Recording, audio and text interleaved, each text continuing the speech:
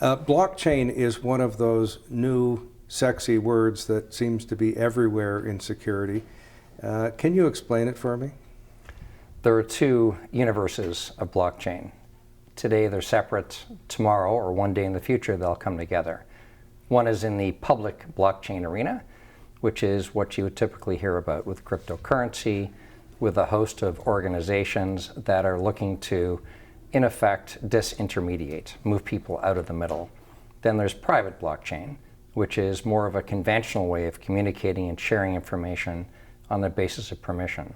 So blockchain technically is, not surprisingly, a bunch of blocks, information that's stored on a sequenced basis, highly secure, and if you ever want to find out what happened, you can go backwards because it's immutable. So going forwards, you have the confidence, you know you're building on a platform of solid information. Well, my mind is racing to understand all that. Let's take the last thing, the series of blocks. I've had it described to me as if you're doing the books in your company, and you're writing in your ledger in India ink that cannot be erased in any way, shape, or form, so you have, as you say, an immutable record of the transactions. Is that a good analogy? Yes, I think the indelible execution and signing of information is a good explanation. It cannot be changed. And a lot of that goes back to what's called distributed ledger technology. That's the core of this, DLT, which is actually the name of our company, incidentally, DLT Labs. So it's a way of recording on an immutable basis with access for anyone who you choose to have access, core information that cannot be changed. So is the business implication that one can prove, I bought it, it was shipped, it's paid for, it's been changed and sold as a new finished product, so that provenance, as you will, is that the business benefit? One aspect of blockchain, and what we refer to as enterprise blockchain, is provenance. But at the core, we believe the most important factor is trust. And we refer to it as uncomplicated trust. So most of society's rules and regulations are built around a lack of confidence, a lack of trust in counterparty. Who are you? I don't know you. What have you done yesterday, today? Do you owe me money? Do I owe you money? And we have to build a whole host of systems and protections around it. What blockchain enables is having this information shared, available, transparent, and immutable. And that's a big step forward in trust. But wouldn't I also be able to say that obviates the need for trust because you have an immutable written record of the status and transactions?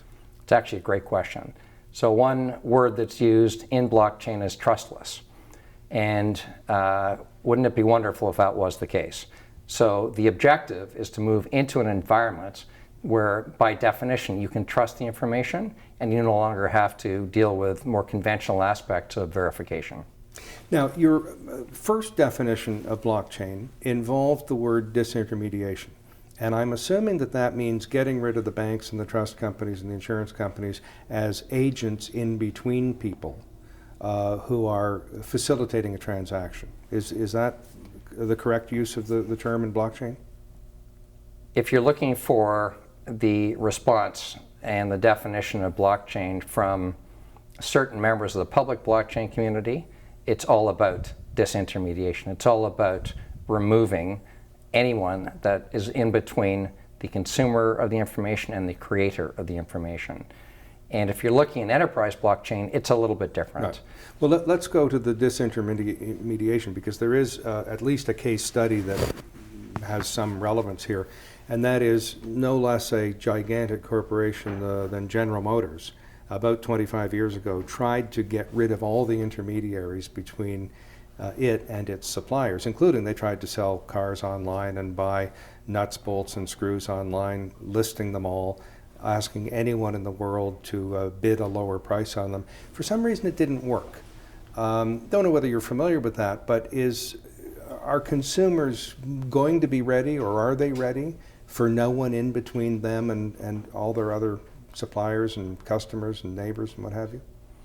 I'm very fortunate, of course, to be speaking with you, one of the millennial brethren we have, and the younger generation is certainly ready for it, and they're already adopting it. So what happened is, in the earlier iterations organizations were using very antiquated, clunky, expensive, ineffective technology. And that was one of the real hindrances and drawbacks. So unquestionably today, if you look at digital information, I mean, it's very hard to ship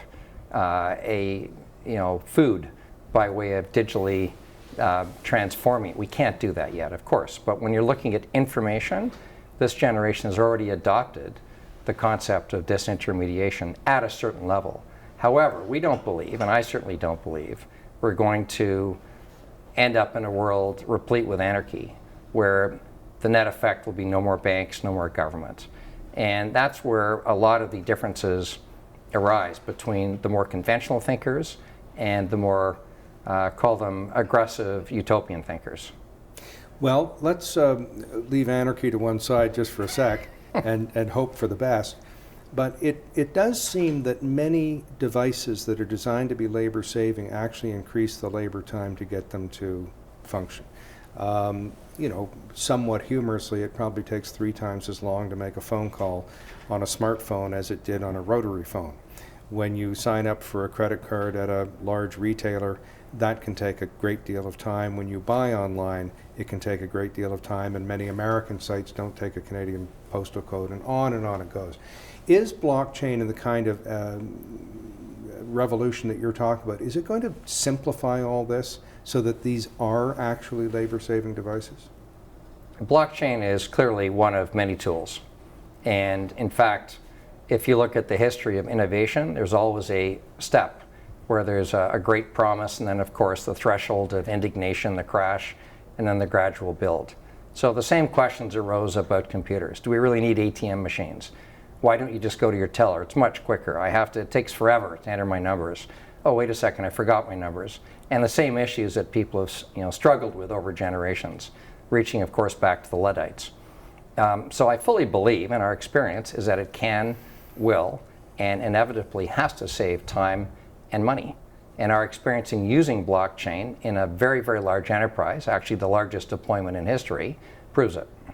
Now, speaking of Luddites and those who threw their sabot shoes into the works in ancient times, it turns out they were wrong. The Industrial Revolution created a lot of work, some pain in transition, but fundamentally a lot of work.